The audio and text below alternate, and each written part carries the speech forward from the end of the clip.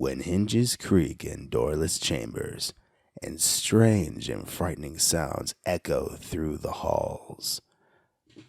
Whenever candlelights flicker, where the air is deadly still, that is the time for nostalgia to appear, practicing its terror with ghoulish delight.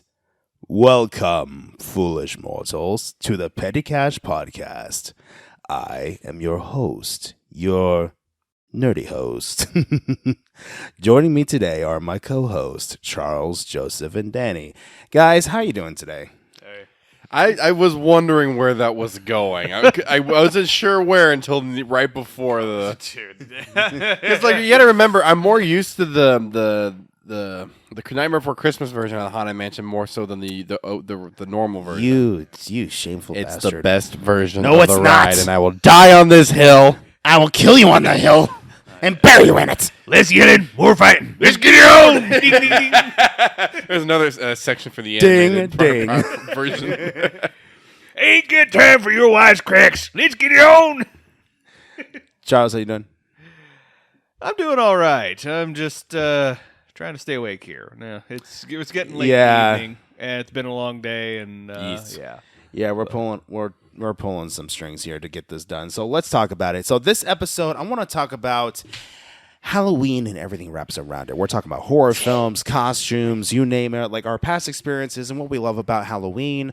But first of all, we got to talk about what just happened. Some breaking news in our lives, in our encompassing trip. Joe, you hadn't had this happen. Why don't you start this? Okay, so us being Ghostbuster nerds, we just realized, okay, wait a minute, we have about a couple hours to kill before our official check-in, and so the hotel we're staying at, we're not going to tell you because we don't want to get killed, and so we typed in a bunch of locations they use for Ghostbusters, and we noticed they've been less than half an hour. So we found the interior location that they use for the firehouse from Ghostbusters, and also the Sedgwick Hotel entrance. So we will be attending that very, very soon. Oh yeah. But also, we were just like, you know what? It's been so long, and we're just like, we wanted to take a little detour because we have a lot of time to kill. So then we checked up on tours from the Sony lot itself, and we decided, fuck it, let's do it. And I can hear Danny freaking fangirling out there. I'm not the only one fangirling here. I just hope they let us inside Ghost Core. Yes. That's the one thing. Please let us in. Hey, Jason, Please. you working on the new I want to script? party with you. Get the hell off of We're me. not worthy. We're not worthy. We suck. Can I sit in the car? Please. You guys want to see page 2 of Firehouse?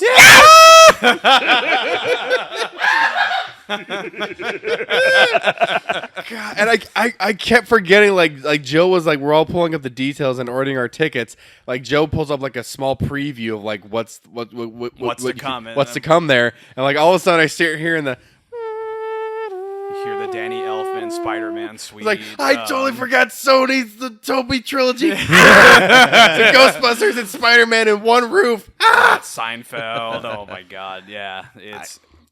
I literally had to run to the bathroom and scream in there. We're literally making this trip better before we're even getting there. Meanwhile, I'm wondering about my neighbors, like what they're thinking. You said they weren't even down there. Well, I do have neighbors across from me too, You'll be fine. It's whatever. Too excited, guys. This is Ghostbusters Nah, we're I'm talking just about. Damn it. kidding. We're Jizz all over everywhere. You're buying me a new damn couch. He's lying to me. Egon, your mucus. I don't think that's mucus, Ray. Remember, also, who knows what they could be selling at the Sony lot. Oh my tours. God. That would be cool. Oh my God, the look on your face. I'm freaking out, man. Don't you ever I do can that just again. imagine the pictures we're gonna take there, just of our friends. we're all just gonna Mac be and Christian, like, where the hell consistently are we smiling. at? Where are we? It's like I take a video and be like, hey guys, check this out. I flip a switch and the 6 siren years. turns on. Yeah, if Eric Reich is there to let us in. Oh all my that, gosh. Hand Oh us the my keys. I'm still friends with him on Facebook. Danny, everyone is, but yeah, Danny's tearing up here. I mean, shit, I know. As soon as we get there and we see it, just to, put both of these hands on the car and just kind of just like, we need this moment here real quick. Yeah. I'm going to cry. We're all gonna cry. You Like- kidding me? Like, I need a moment with the car alone because I'm going to fucking be in tears. I'm not going to be able to get up for 10 minutes. I swear to God. Oh my gosh. And then security's gonna come along like, sir, you need to move. They're going to be like, are you okay? I'm like, I'm fine. And then, But think- we lean in and we're like, he's not fine. Not fine at all. But think of this, though. Think of this, though, too. There was a recent Twitter that went out showing at Ghost Corps. That's where that was. It was at Ghost Corps. Yeah, Okay. they got the early prototypes of the HasLab proton packs. If those are there and we got to see those, dude. Oh, Play a demo of Spirits Unleashed. Which, okay, I ordered the collector's edition through Amazon. The game, I think, remind me, the game's release date is what, the October 18th, I believe? It was October 19th, and then they got pushed to, I don't know. Halloween! Yeah. My order got pushed to Halloween! You're not alone, man. that's Yeah. Amazon for you. Yeah. And dude, like I said, we'll be away most of the time. Let them work out the kinks. But yeah, right. But yeah. Dude, that's Amazon for you. That happened to me with my Boba Fett helmets. Sometimes I get shit early, though. Like, this couldn't come out on time. My helmet didn't come out on time, and everybody else got theirs early. I know. I remember that whole saga that you went through. Pissing me off. But hey, you don't even have an Amazon account anymore, so. Yeah, good thing, too. Yeah. I terminated that shit. I didn't Exactly. care. Exactly. Thank you. I don't care. Thank you. Anyways. So for this episode, I thought we would just talk shits and giggles about one of our favorite holidays, Halloween. Everything encompassing. Oh, yeah. We're going to talk about costumes, horror films, our experiences, you name it. Like, we're going to use this episode to just be a filler and talk about all the cool shit that involves Halloween. So, guys, I'm going to start off with Charles. Charles, do you have anything you want to talk about Halloween related? Anything at all? Oh, okay. Bring on the frights. Well, actually, it's not so much a fright, but it is something that's definitely paranormal. Oh, that's right. You were talking about this earlier. Yes. Okay, please share. I want to hear So, this. So I will tell you in advance. It is a little dark, but I think the positivity that came out of it though was pretty dang good. So Okay. let me explain. So, it involves my mom. So back when I was little, I was about like maybe 7, I think 6, 7. She got injured by one of our horses because we used to raise foxtrotters. Oh, yeah. Okay. And long story. I'm not gonna get into what had happened, but she got hurt in an accident, and she had kind of a neurological injury because of it. And so rest of her life, she always had kind of a neurological twitch in her hand, Right. and occasionally her personality would shift. So whatever. It is what it is. She dealt with it as best she could. She was a trooper, and unfortunately, doctors really couldn't do anything. Fast forward many years, I've graduated. I'm working. I have the house in Gilbert, and my mom starts experiencing these back pains, and by this time, she'd been a nurse. I think I may have mentioned that, but she's been a nurse, for many years, like almost 30 years, something like that, whatever. Long dang time. And she'd kind of gotten to the point where she didn't really trust, typical medicine, like standard medicine. Yeah. She would let, my dad and I, go to the doctor and whatever, but she herself, she was like, I don't really want anything to do with it anymore. She was kind of burned out on it. So when this came up, we're like, go to the doctor. She's like, nah, I don't really want to. Let me try and see if there's other ways around it. Fortunately, she couldn't. So, She eventually found out that if she laid down for a little bit, pain went away. Okay. Lay down for 5 minutes, pain's gone for the rest of the day. Fine. It bumped up to 10 minutes, 20 minutes, 30 minutes. Eventually it started getting to the point where I would, leave for work in the morning, say, hey, bye mom. She's laying in bed, bye son, whatever. And then I'd come home, she's still in bed. And, I'd ask my dad, like, did she get up at all? And he's like, only a couple times, like to maybe eat or whatever. And, we kept saying, like, are you sure you don't want to go to a doctor? And she's like, no, I don't want to go to a doctor. I'm like, okay, fine. Do you know if it was a fear of doctors or just like a lack of faith? Lack of faith, I think. She just kind of got disenfranchised with, or disenchanted, I guess is maybe the correct word, with it just because she dealt with it her whole life. Right, I get that. She knew the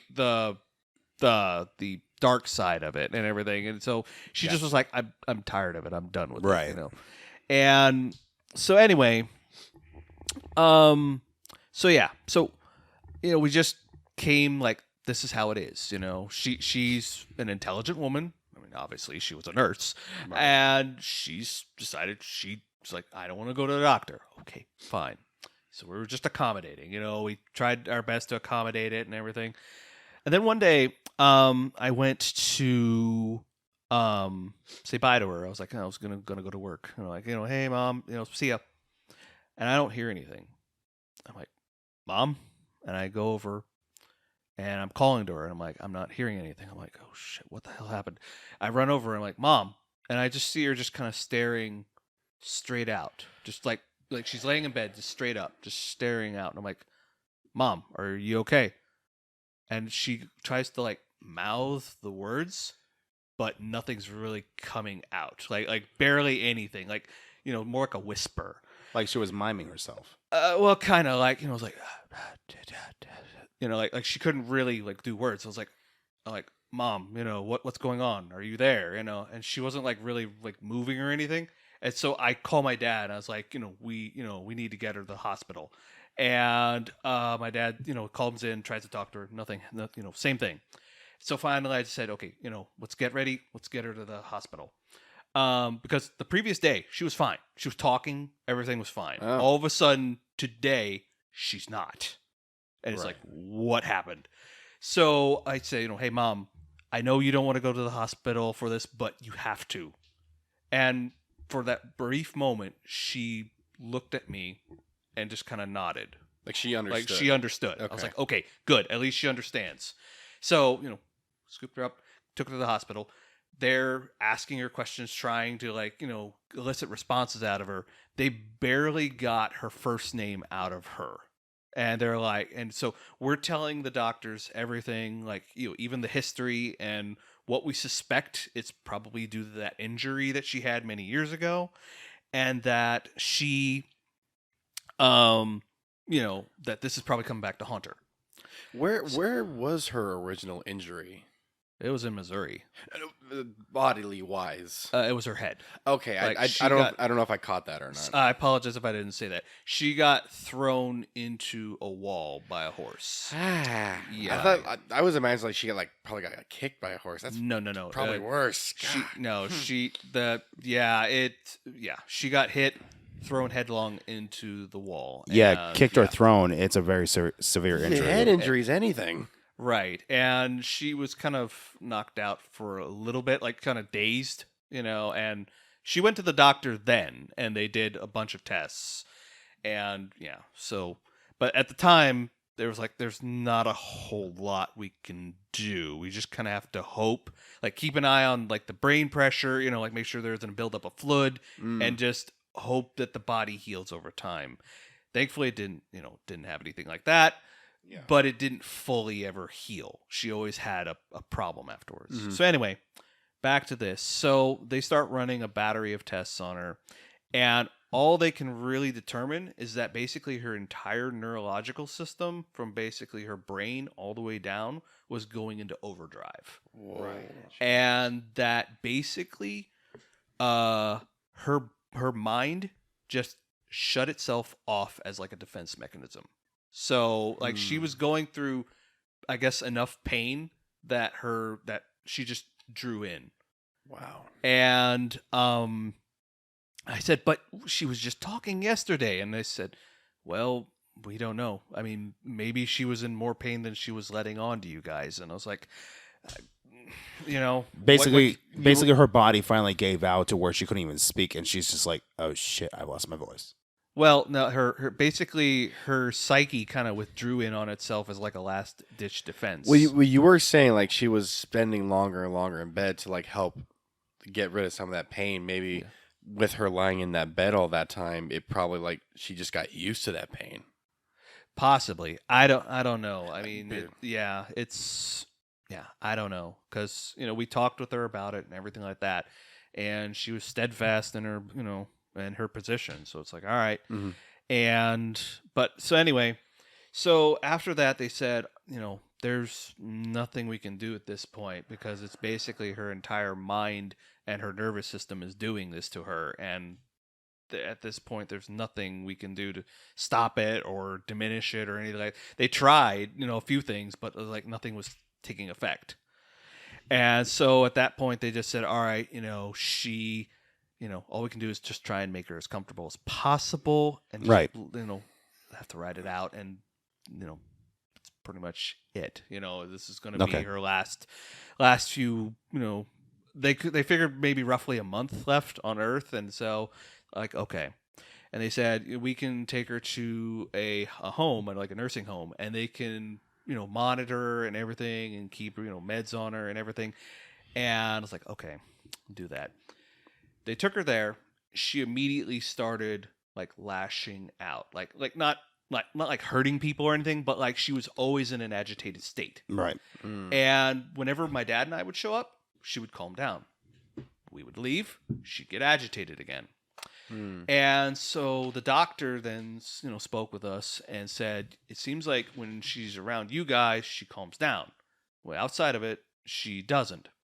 And my dad and I got to thinking, well, I remember that she said when she was going to pass, she hoped that she would pass at home.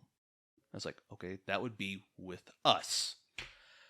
All right, is there a way we can do this to have her at home so where she can have her like her last weeks, because they figured she probably had like a week, Like or two. hospice or something. Yeah, like that. at hospice. And they said, yes, actually we do have a plan for that, and we can have a nurse come out every like morning and afternoon or morning and evening, check on her, and we'll give you guys some information, blah blah blah blah. You can handle all this. It's like, okay, great. They brought her back to the house. They set her up in the living room, and she was immediately calm again. It's like, okay. So at least, even though she was kind of drawn in, she still was recognizing where she was, and she was with us. And so I was like, all right. So my dad and I were like, you know what? If she's not got much time left, we'll set up the beds in the living room, and we'll just spend as much time as we can with her. And so I was like, okay. So my dad took the couch. I set up the inflatable mattress. And, first night, no big deal. Just went through. It's fine. Then I think I went to work that morning, that day, and then came back. And then, that next night. So I'm sleeping. So, we're in the living room. Basically, if you can imagine a square room, like my mom is like parallel with like one wall, like the far wall. My dad is perpendicular to him, so basically he's like this, and to her, and then I'm kind of on the other side. So basically, imagine it like a square shaped U, with my mom on one side, my dad in the middle, and then me on the other. And so I'm sleeping. Not really dreaming anything, just kind of that, that blackout sleep, if you will. When all of a sudden, I hear plain as day, my mom's voice say, "Son." My eyes popped open immediately. It wasn't a negative way. It was kind of like that if your parents have ever done that where they're wanting you to wake up, like wake up now, but they're not mad at you. They're just kind of like that firm tone of voice. Yeah. That's how she did it. Son. And that was kind of the more formal way she would address me. Like generally she'd say, sweetie or whatever like that. If it was more formal, she would say, son. When I heard that, I woke up and I sat there for staring straight up into the ceiling. And I was like, did I just hear that? It was like a couple seconds, and I sat up and I looked over. As I looked over, my dad was sitting up as well, and he was looking over at her. Now I could see this because there was a little bit of light from, it was like there was a light source nearby, so it was kind of casting a little bit of light into the room, so I could see. It was dark, but I could still see. I see my dad looking over, and he hears me because I'm on the air mattress. It creaks, and so he turns over and he looks at me, and he says, "Did you hear her say something?" And I said, "Yes." And then I say, "What did she say?" He says, "I heard her say Charles." Oh. And then I look at him and I said, "I heard her say son." We looked at each other because all we ever heard was one word, but we heard two distinctly different things. We looked at each other and we looked over, and my dad says, "Turn on the light." And so I went over, flipped on the light, went over, and my mom was gone. I checked, her pulse and everything like that was gone. And I was like, holy shit. And you guys know I'm not really a religious sort. I tend to view life as more of in scientific terms. So I tend to view that, a person's body has an energy, and that's what that's what basically is considered our spirit. And so whenever the body dies and that energy leaves, I tend to feel that since, if a person lives with somebody else for a while, they start to get, kind of acclimated to that energy, and that energy can have enough strength to say something, to another person, especially loved ones, as it leaves. And when I heard that, I was like, oh my God. So of course, we went through the whole ordeal. The nurse came out, confirmed the death, and then they took her body away and everything like that. And then, she was cremated, and then we were able to work with the place that cremated her to return her to. We found out there was like a forest nearby, and we were able to have the ashes returned there because she wanted to be returned to Earth, and we figured this is probably the best place, because she loved nature and everything. So then there's a couple of other things too. My mom loved cooking, but of course, as this situation happened, she couldn't cook anymore. Okay. About one day after she passed, I was back in my bedroom, and my dad was in the master bedroom at the opposite end, both opposite ends of the Gilbert house. And I had washed a single pot, and I had put it in the dish drainer. And I'm laying there. I'm about ready to go to sleep when all of a sudden I hear a couple bangs of that pot. It was kind of distinct because of all the other things that we had, they sounded different. But this particular pot that my mom had sounded pretty unique when you banged it, and I heard that. And my dad called out and said, "Are you in the kitchen, son?" And I was like, No, Dad, I'm not." And then my dad said, "Okay, Donna, we hear you." Spooky. Yeah. Oh, Yeah. And I was just like, and that was the only thing. It was just, a couple taps of that pot, and that was it. But now this was something that I thought was really sweet.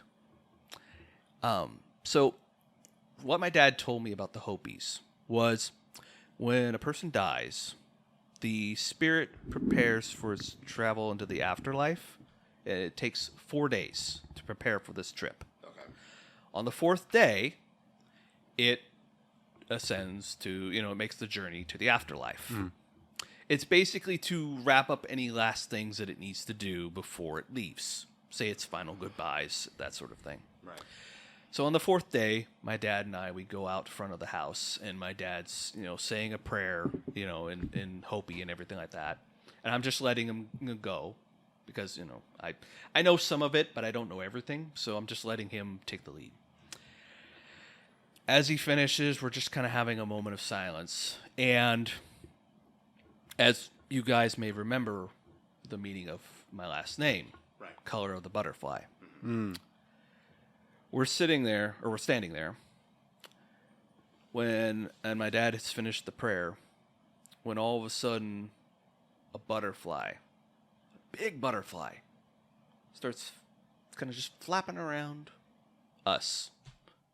And I say to my dad, that's a butterfly?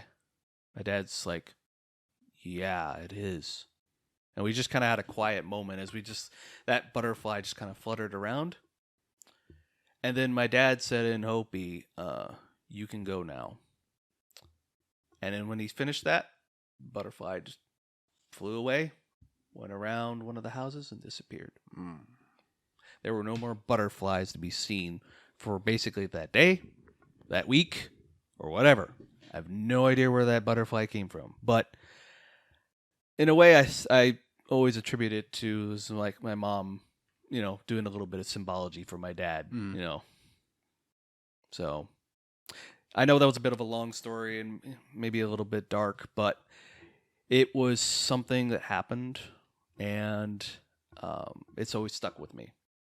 Yeah. So, yeah. Well, I'm not sure how to follow up with that one. I mean, I don't. It's not extremely similar situations, but I have something that reminded me of Joe and Charles. I think you know this, but I lost my aunt in 2019 to, I believe it was ovarian cancer. I forget specifically, but I'm fairly certain that's what it was. We were really close. I would always go to her house, spend the weekends when I was a kid. And she was battling this for, I want to say, 2 years, give or take a year and a half. Oh, no, like a year and a half to 2 years. And of course, when she passed, it still has been the hardest funeral I've been to, just because I wasn't there when she passed, and then being at the wake and then the funeral was just hard. And short time after that, I forget how close it was. I forget the context of if I was asleep or if I was just laying in bed in my room. But I was in bed and I distinctly hear, "Hi, honey," in my aunt's voice.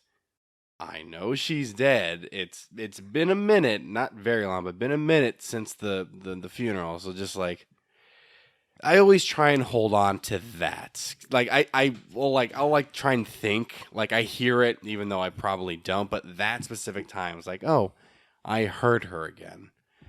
And one of the last things I remember doing at the funeral was when they were getting ready to lower the coffin. I think they gave us 4 kids like a rose to put on the casket, and I forget if I was first or last. But when I went up there, I put it on there. And I just kept my hand on there for like I got like a solid few seconds, just like one last internal goodbye to her.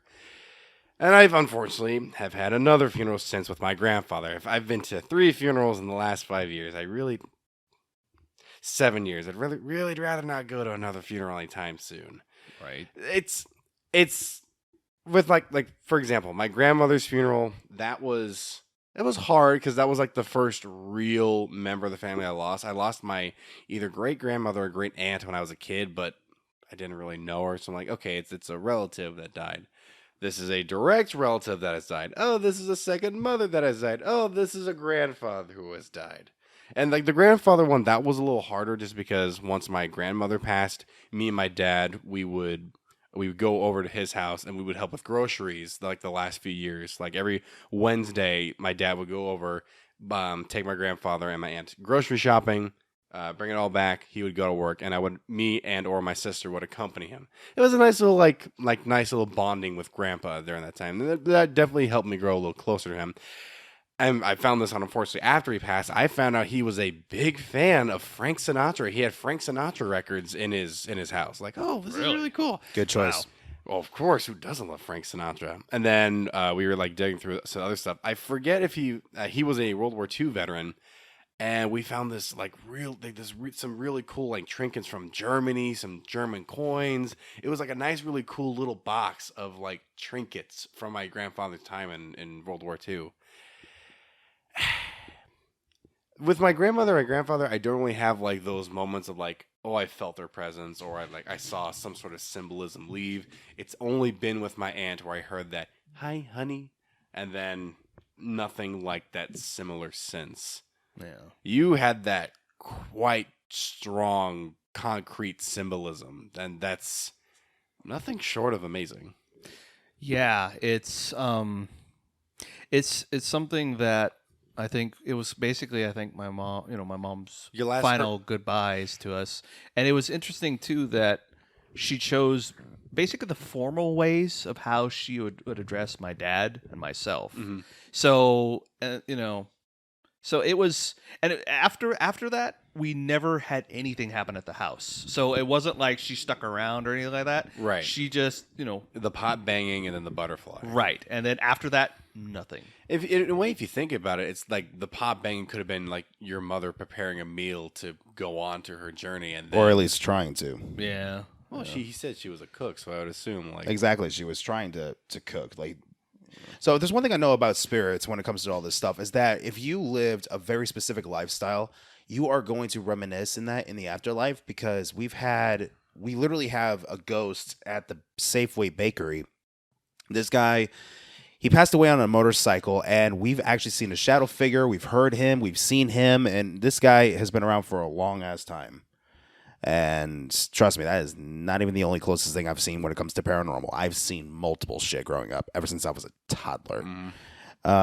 Well, sure, man. Yeah. Let's get out of the doom and gloom for a second. Yeah, Right? yeah. Charles, what do you got? Or Joe, sorry. Oh my gosh, you. Some I'm host you tired, are. man. I am tired. We're already past the 30-minute mark. Let's get this train rolling. Oh my gosh. Nah, man, I was listening to all those stories, guys. So, nah. I was gonna say. I mean, this is just the Halloween episode, so it can be. Man, it definitely took a turn. Well, I mean, I did say it was like it's kind of dark and it's involving my mom, but Pretty grim. yeah. Joe, what's your favorite werewolf movie? How about we start with that? Great one, Danny. Great segue. So, Vinny, sorry, you're gonna have to recap. So the original topic for this was basically talking about Halloween. Stuff that scared the shit out of us. Favorite horror films, traditions we used to have, all that jazz. Anything and everything encompassing the horror holiday. Yeah. So I was just gonna say, for me, I mean, the usual tradition for me, like at first as a kid, it would always be, let's go out trick or treating and all that. I mean, for Halloween, and usually, go through Party City ads and all that, look at costumes and. Just to recap everything and, watch the typical horror movies or watch the Halloween themed TV shows or cartoons that are out there. If there's any particular story that a terrifying story, let's just say, this is when after JD and we just graduated from high school around 2006, and so I think Lawrence at the time still trick-or-treated, and so I remember we went back to our old neighborhood in La Jolla Village over by Val Vista and Baseline. So we wanted to catch up with a friend and all that, and so I remember there was a shortcut that I do remember that you basically walk into a park, and you kind of cut through this park, and then where he's at, he's basically, you cut through these houses, and you'll find this place. Where I originally lived was only like 10 minutes away, walking distance with him. Mm-hmm.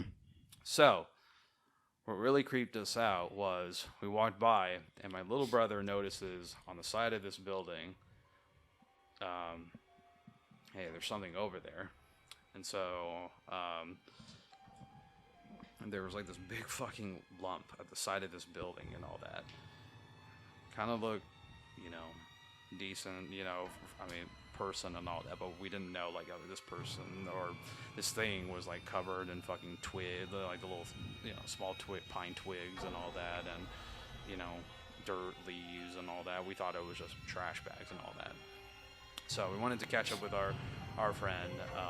Wasn't home, but he said, like, I'll be there in about like 45 minutes, half an hour. So it's like, okay, well, let's just turn back and go to our cars and shit.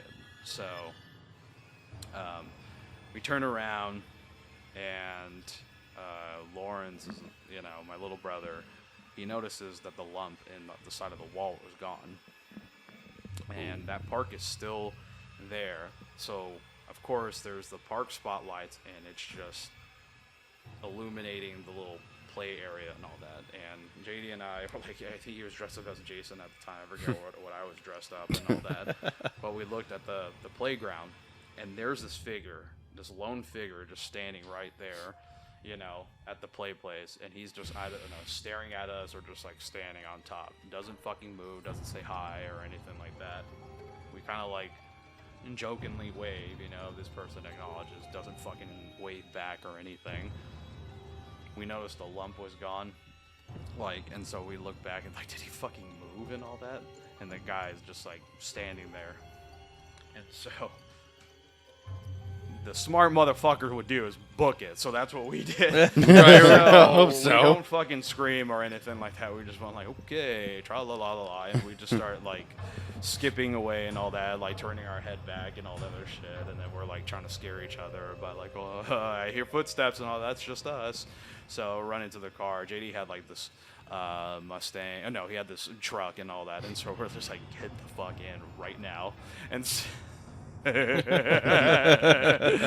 like that was probably the most spookiest like time ever. We're just like get the fucking candy, let's just book it and all that. And so I mean, yeah, if I came across Michael Myers, yikes.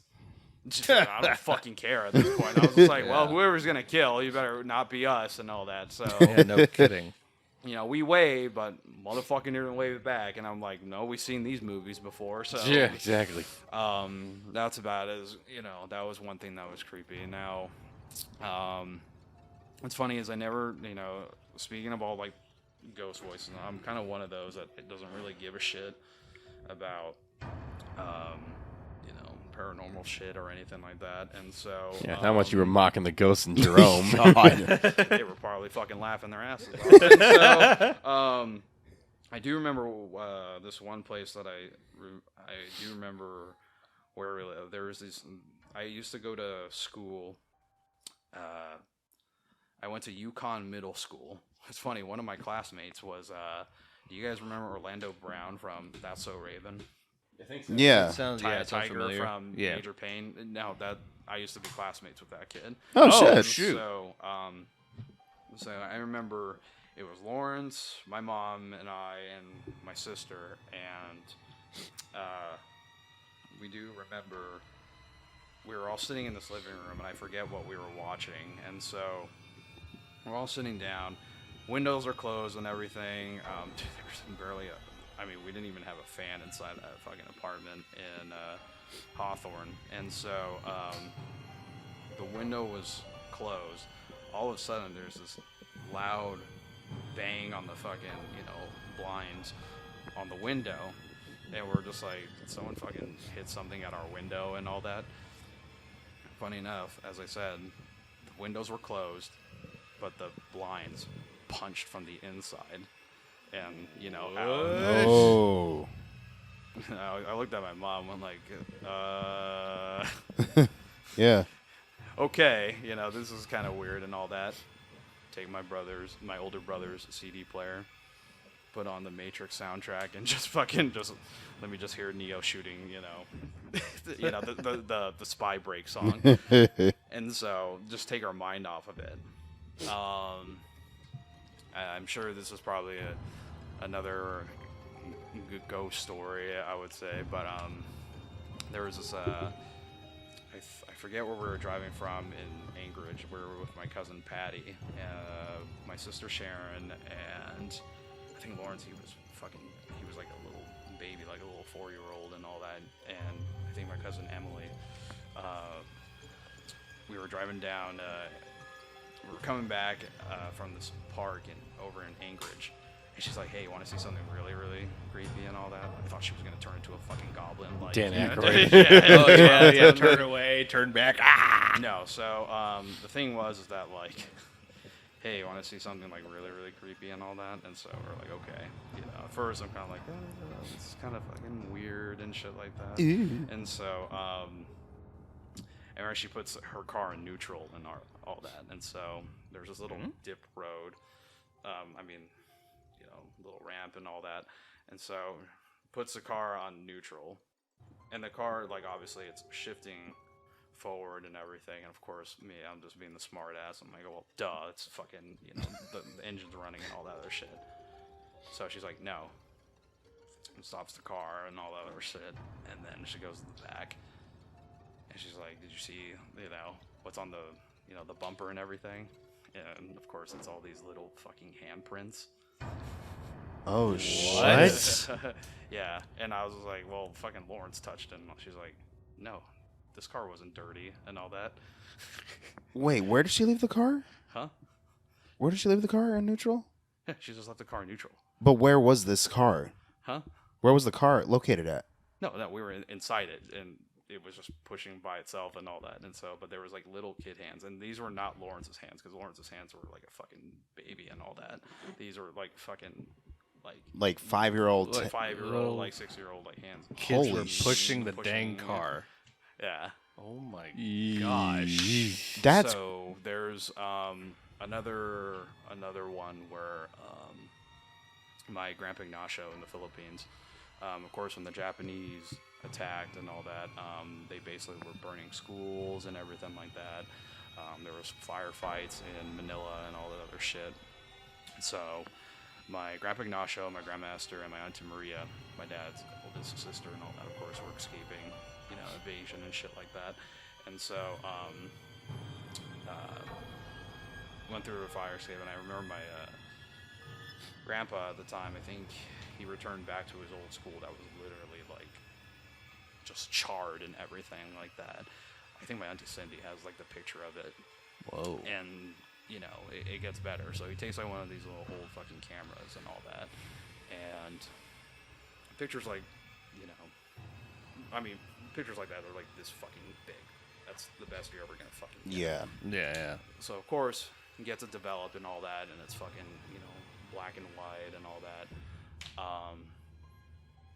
But if you look at the windows and the doors, there's these little lumps on the windows, and by downstairs, it was kind of like a 2-story school and all that, 2-floor school, and so you just see these lumps, but in the picture you could see like little, and I was just like, well, like, keep scratching. No, there was like these little lines in these little like dents and all that, and so my grandpa said those were probably like children's eyes.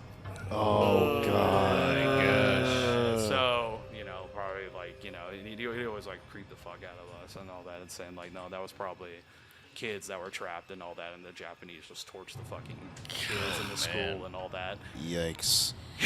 Dude, I was like, God damn, like, Grandpa, that's pretty hardcore and all that. So, he tried to tell us, like, the moral story, like, get home and all that other shit. Oh, my gosh. And my mom had this one fucking crazy ghost story, too.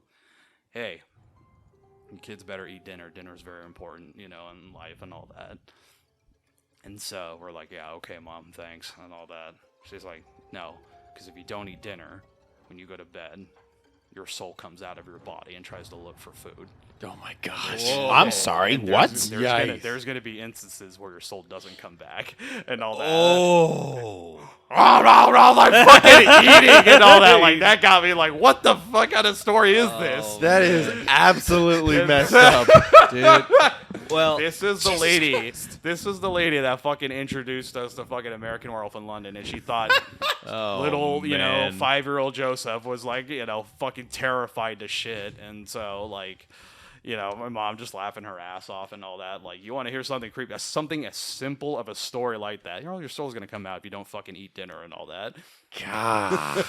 I mean, I get where she was coming with it. It's like, oh yeah, you'll die of starvation, that sort of thing. But still, it's like, woof. That's. But yeah, tell it's a an fucking Scare your kid kids that. into eating. Yeah. Holy crap. You gotta fucking eat. Yeah. Well, I mean, So- that Kachina doll that you see up on my the mantle there, the one on the far right with the bug eyes there, that one is a boogeyman Kachina that they use to scare the children into being good children. Have they heard of Michael Myers before?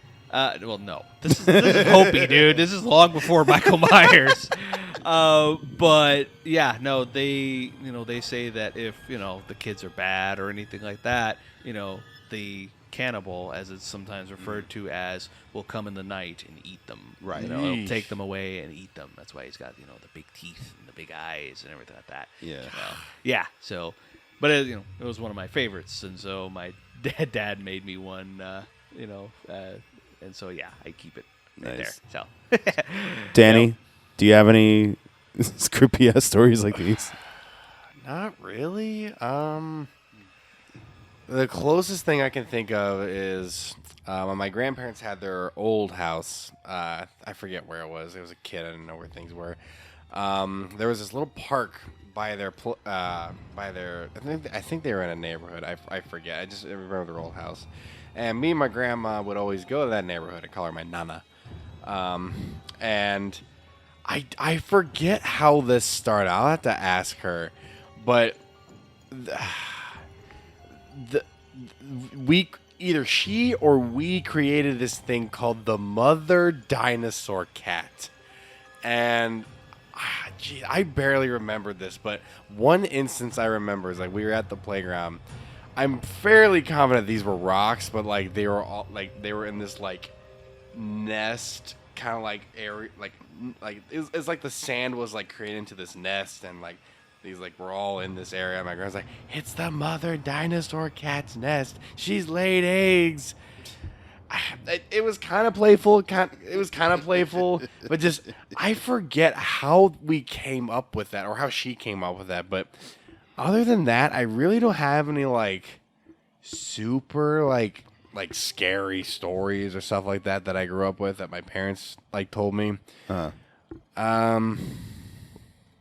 Well- all right. I mean, do you have something Halloween related or something Yeah, like that? any like Halloween traditions, any like favorite horror films? Oh, Just yeah. give us something. So the last, I want to say 6 to 7 years, me and my dad, what we would do is we would do the Harkins Tuesday Night Classics, and usually during the month of October, they would always play the original John Carpenter's Halloween. Okay. A couple times we invited friends to join us, and then recently my sister would join us. And of course, the last 2 years they've been playing the Blumhouse Halloween trilogy. So me and my dad went to the first one. Me and my dad and my sister went to the last one, and then we're all about to go see that on Wednesday. And then me, my dad, and my sister are about to go see that opening night. Other traditions, like I remember trick or treating as a kid. I remember trick-or-treating at both Superstition Springs and Fiesta Mall when they used to do that. Like all the stores would like have like a Candy helper. to get- They would give out candy to the kids. So we probably met before at FYE then. Probably. Yeah, probably. Yeah. In some strange coincidence. Yeah. Fucking kid. Back when Fiesta and Springs were like really like the places to The go places on the to be. weekends. I know it's sad now that place. Springs is still open, but like it's It's slowly. you could see it. Yep. It's slowly Yeah. getting Yeah, there. it's That's the just- sad thing yeah. about it. Fiesta's still closed. I remember it was supposed to be like a school or something, but that never ended up. Yeah, it was supposed to be some happening. kind of never college. happened. There's I've been seeing some stuff on, friends of friends, with Lawrence, Lawrence's classmates and all that. Apparently, there was a little opening with the fucking doors inside Fiesta, I don't doubt it. and apparently, some kids have been, students have been Well, kind of of going course. in there, just kind of like a simple dares. Oh, and shit yeah, like yeah. that. I don't know if it. The problem is that the cops are like, Oh yeah, no. Oh, yeah, Cops they- are there. They camp around there now. They're Yes. filming their own episodes of Bad Boys. dude, no, and it's weird. Like some kids, and I see some of them people would like post pictures like I'm on top of the fucking parking lot at that parking structure up on top and all that. Of course, Yeah, so yeah. that place infested. They basically like camp out for fucking homeless people and Yeah. all that. Like I Yeah. get it, and the weather can be fucking torturous and all that. So yeah, all the kids that are in there, it's weird. I've been seeing. I think there is someone who actually did sneak inside Fiesta Mall, and it's so sad seeing like the original food court and all that. The Johnny Oh, Rockets. man, yeah. And across from it was I remember the original Disney store. That place was the beautiful. Disney store store was always downstairs. awesome. The it the was- Wizards of the Coast trading card store. Yeah. I don't know, Suncoast. Yo, Suncoast Video. Suncoast. Oh, I love Walden that place. Bookstore was basically across from. It was across from what Hot Topic originally looked like before. Back when it was goth. Oh yeah. Yeah. It was true It was goth. basically what it was. Shirts and things is what it was. Yeah, pretty much. Yeah. That's all Oh my god. But no, like someone like got in and then like got out because I think like at the end of the video you could hear like fucking sirens kind of like and so I would book it. Yeah. as Why am well. I not surprised? And of course, that's where a bunch of crackheads and all that probably, Yeah. trade deals and shit. Because there's Yeah. always like some fucking deal going Oh, on yeah. downstairs. Oh yeah. If you're driving by the Longmore Southern Target, you could always see that there's fucking cops. Like, Yep. Oh So, yeah. Yeah. People have the balls to sneak in the boarded Fiesta Mall. Yeah. Good luck not getting caught. That's all. Yeah. No kidding. I wouldn't be surprised if that becomes like a stupid like TikTok challenge for Arizona. Like, Oh, try I to wouldn't sneak, be surprised. try to It sneak in probably a would. Fiesta and There's- take a picture yeah. in the old Best Buy location. Yeah. So I got a couple of paranormal scary stories for you guys. Okay. This one starts. What? So this one starts when I was a baby. I don't even know how old I was, but basically I was in the crib. My mom hears me crying, and she was gonna go pick me. She was gonna go get me and take care of me. Problem was, There's a snake in the crib. she couldn't. There was something holding her down on the bed. Like, literally pinned her arms and held her down. She couldn't get up. She's smacking my dad, who's sleeping next to her, going, Carlos, get your fucking ass up. And he's like, what? I can't get to Vinny. What are you talking about? I can't get to Vinny. Get up and go bless the room. My dad, being the crazy Christian Catholic he was, knew exactly what she was talking about. Jumped out of bed, grabbed the holy water, and as soon as he blessed my room, saying the holy prayers, whatever was holding her, let go. Interesting. And we've had some crazy ass paranormal experiences in this house. Like, we were so scared to shut off the hallway lights and just walk. We What kid wasn't scared to turn off hallway lights? Like I remember Oh as my a gosh. I remember as a kid being scared to do that. Oh, I know, but this hallway is so small. Yet for some freaking reason, me and my sisters, we made it as a race to get to our bedrooms before whatever it was that was in our house grabbed us. Well, yeah, like what? Yeah, again, what kid didn't like turn off the like have their finger like just by the the light switch, like flick it and immediately book it to their Yeah. room. And of course, the second one being my sister, my youngest sister, Crystal, when my mom was putting them all to bed, she was already asleep. All of a sudden, she gets up like Michael Myers style, looks at my mom dead in the face, and starts speaking like some kind of Hebrew language. What? She started speaking some kind of language that we didn't know about, and then my mom was just like, ah! Freaked out. And then this shit follows us to the new house on the property. So we bought a trailer home. This place had so much shit going on. I can't even explain it to you. We had doors open and slammed shut. We've heard voices. We've heard people call out our names. We had a cross on my dad's office wall be thrown off. And keep in mind, the nail is up at an angle to keep shit from falling. You know, that's the common sense when you're hanging shit up. Not keep it straight at an angle. It's upwards. Yeah. And this cross was thrown off the wall. We had to call a priest, my dad's cousin, to go bless the house. And, you know, as years go by, I keep continuously experiencing the paranormal, and, you know, Halloween and all this kinds of stuff just pretty much came in reminiscence with all of this. And because of the paranormal experiences I've had, I became such a huge Ghostbusters fan because the paranormal now became my obsession to understanding it. And it's just crazy how it all kind of came full circle for me. But as far as like Halloween goes, like we always watched like the cute Halloween films. We always dressed up, always got candy and did all that shit. And it's just, you know, I love this shit. Oh yeah, I remember like as a kid watching the Alvin and Chipmunk movies where Alvin Chipmunks meets the Wolfman, Alvin Chipmunks meet Frankenstein. God, those were so cool. Hocus Pocus. I'm now adding that to the Halloween tradition. I thoroughly enjoyed that. About fucking time, man. What do you want from me, man? It came out before I was born. You had this much years to get it done. No excuses, Disney fan. Yeah, that is what the... Less yelling, more fighting. Let's get it on. Yeah. All right, guys. So I think we're going to wrap up this episode for today. This is your host, Vinny, a.k.a. VCG Cosplay. Danny. Joe. And Charles. And we are not sleeping tonight after all these stories. I'm passing out like a rock. So, guys, remember, slow down, chew your food.